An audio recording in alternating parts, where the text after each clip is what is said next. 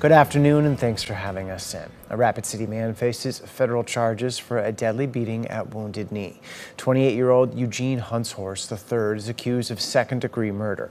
According to court documents, he's charged with killing 45-year-old Lyle Masseau in February of this year. Longtime South Dakota businessman and tourism pioneer Dave Geistler has died.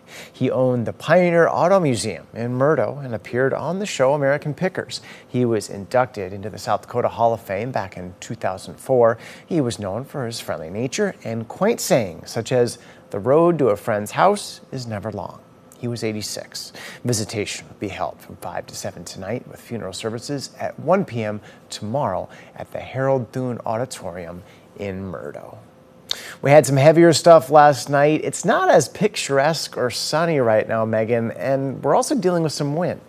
That is right. We had those severe thunderstorms last night. Now it's windy and much cooler than it was yesterday, and some thicker clouds hanging out here in Sioux Falls. Right now at 55 degrees, that west wind at 21 miles an hour. As we head into western South Dakota, there is some sunshine, but 59 degrees, and that strong north wind now at 23 miles an hour. Here's a look at those current temperatures: 57 in Yankton, 52 Brookings, 60 in Sisseton, 46 in Mobridge, 49 in Buffalo, and 49 also in Custer. And we are dealing with some strong west to northwest winds right now at 15 to 35 miles an hour, with a few of those wind gusts in the past hour reaching 40 and 50 miles an hour, like that 54-mile-an-hour wind gust there in Pierre. In central Kettleland is under a wind advisory through this afternoon. Western South Dakota there in orange, dealing with a high wind warning for those gusts trying to reach 55 miles an hour. Now the winds will die down as we head into this evening and overnight. We are dealing with some thicker cloud cover in central and eastern Kettleland. Those clouds will also clear out this evening and as we head overnight tonight. We are tracking a few light rain showers there in north central Kettleland, like between Mobridge and Aberdeen. Those are going to stay light and continue moving through very quickly. So for today, with those strong winds, partly to mostly cloudy skies, 65 our high Sioux Falls, 61 in Aberdeen, 65 in Pierre, and 66 in Rapid City. Now these temperatures are about 10 degrees below normal.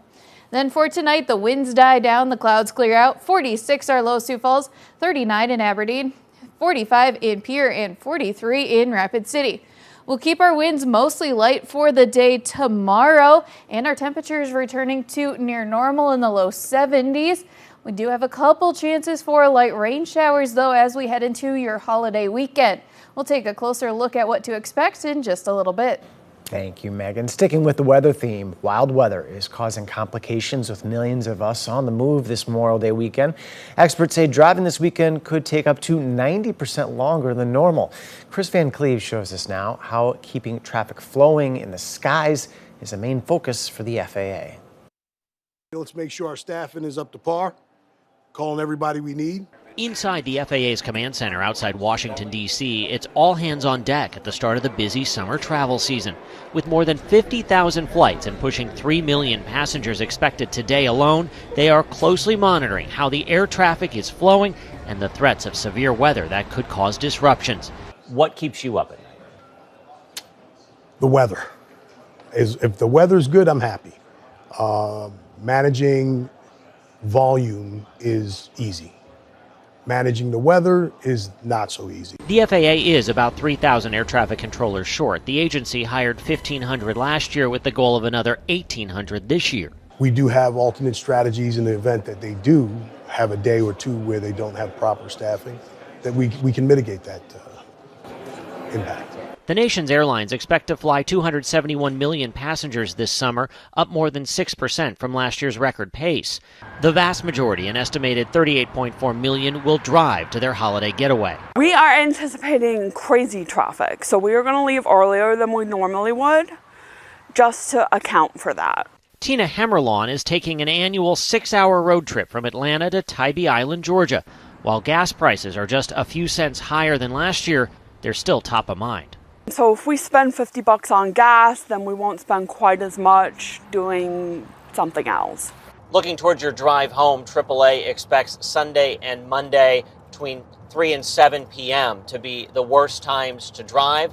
The TSA expects Monday will be its busiest day at the airports on the backside of the holiday. Chris Van Cleve, CBS News, on the road in Virginia Beach. And many here in the upper Midwest will be hitting the road this weekend. That's why law enforcement from 3 states are teaming up with a focus on helping keep the roads safe. Troopers from South Dakota, Minnesota, and Iowa were at the Valley Spring Welcome Center on Interstate 90 this morning. The Minnesota State Patrol brought a rollover simulator and a seatbelt convincer to raise awareness. KELOLAND's Julia Lynn was there to talk about the weekend's safety efforts. You can look forward to her report later today on KELOLAND News. Memorial Day is a day of remembrance, and a group of volunteers is doing its part to make sure our local veterans are not forgotten. Nearly 100 volunteers of all ages and backgrounds spent hours placing 3,500 American flags on the graves of veterans at Hills of Rest Cemetery in Sioux Falls in advance of Memorial Day. They all appreciate our veterans, and they know that our veterans need to be recognized. World War I, World War II, Vietnam, our Iraqi and Afghani veterans. It's very important to recognize them on this day of remembrance for our veterans. The flags will be on display until next Wednesday. We'll tell you how you can help support their mission later tonight.